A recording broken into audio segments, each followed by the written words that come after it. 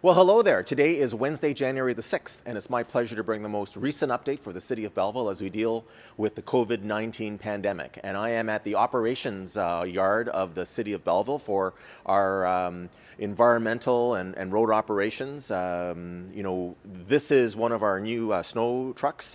In the summertime, it works as a dump truck kind of idea, and we use it for city maintenance. And in the winter, we modify it for snow removal and for sanding. And the City of Belleville has over almost 1,000 kilometers of road work that every time it snows we have to do the work. And we have about 230 kilometers of sidewalks that our sidewalk plow, and here's a picture of one of our sidewalk plows, has to do. So I know that every time it snows, people are wondering about where the city vehicles are as they clean their streets or they do their sidewalks. And obviously we have a priority system that we have to follow in terms of bus routes and major transportation areas. But with 1,000 kilometers of roads in our community, it does take a little while for them to get there. So I hope that we will continue to be patient and to be kind to our snow plow operators, but also our sidewalk people, and to remember that winter parking restrictions are in place, meaning that from 1 a.m. until 6 a.m. there is no parking permitted on city streets anywhere in Belleville. And I do want to ask a special favor as well. Our snowplow operators can't plow the sidewalk if people are parked on it. And particularly where there are driveways on some of our busier roads, we do see people that park over the bottom part of it and they encroach onto that sidewalk area, and it makes it really difficult for them, and that does slow down those operations. So if everyone can cooperate, that'll be great, and we appreciate the work of these fine men and women during this time of the year.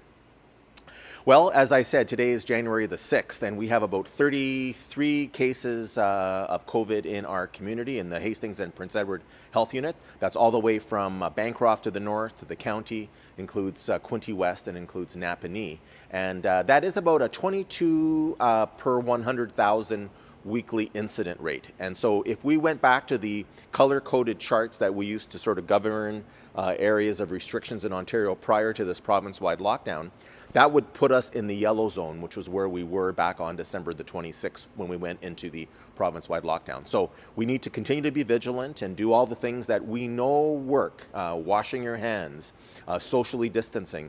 When you can't socially distance, to wear your mask. And then when you're indoors, to wear your mask. And the thing that we've asked everyone to do is not to go outside of your household bubble. These are the things that can protect us, and we have seen a spike in cases since Christmas and New Year's, and if we can focus on the next little while and stay within these numbers, we will come out of that lockdown or that provincial shutdown later this month and not go back. So I want to do that. Other good news on the way, the vaccines are rolling out through Ontario, and we will get some information regarding vaccines in our region and when our first priority people, so long-term care, workers in long-term care and medical workers, when they will first get the vaccine, and then how it'll be for the rest of the population. Yeah, so here we are again. This is now, I think, the second or third week that we're in this provincial shutdown, so very different from the previous shutdown last spring. We have lots of our city businesses are still open. They're doing curbside and online sales, so I encourage everyone to continue to support local and shop local as we go about it. I see people working so hard to try to maintain our numbers, flatten that curve. We also are able to use all of the outdoors. Last spring, if we recall, we didn't know as much about the virus, so congregating in city parks and in playgrounds, we're all closed. So certainly now we still have our winter places that are open. We just ask people not to gather and to be careful, but we have a much different situation now, and we can really see light at the end of the tunnel for that January 23rd resumption of some of those relaxations for us in the area. So just a couple more things I wanted to mention this week on our video is that we are planning for a resumption of the services. So the swimming pool at the Templeman Aquatic Center and opening the ice rinks again for people and the exercise classes at the Quinte Sports and Wellness Center. So we're working now actively on reopening those programs. But in the meantime, there are online programs that the Quinte Sports and Wellness Center has. So I invite you to take a look here at the link on the screen. And if you would like to go and see more information about some activities you can do while we're in this state of lockdown, a big thank you to our staff who are trying to keep people active and with things to do. We'll do that, and we're looking forward to welcoming people back into the building. We had some exciting news. The NHL and the American Hockey League and the province of Ontario are all talking about a Canadian conference that professional hockey will be able to return to, including our Belleville Senators. And so we don't know exactly what the protocols are going to be, but we are, and we're not sure if people will be allowed to watch games or if fans are allowed in, all those kinds of things. But there are a number of Belleville Senators that are now at the Ottawa Senators training camp.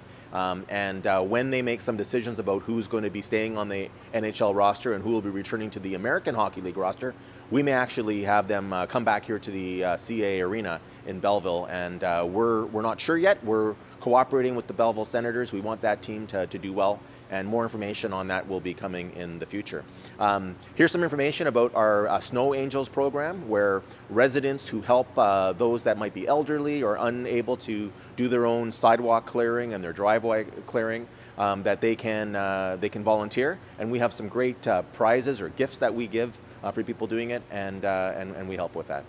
So that's it for this week. I want to thank everybody for tuning in. If you have any questions, you can go to the City of Belleville website. Lots of information about COVID restrictions and some of the activities we can do. But also, there's our contact information for myself as the mayor and all of Belleville City Council. We invite you to contact us if you have any questions or concerns, and ask you to stay safe until next week when we get back for another update from the City of Belleville.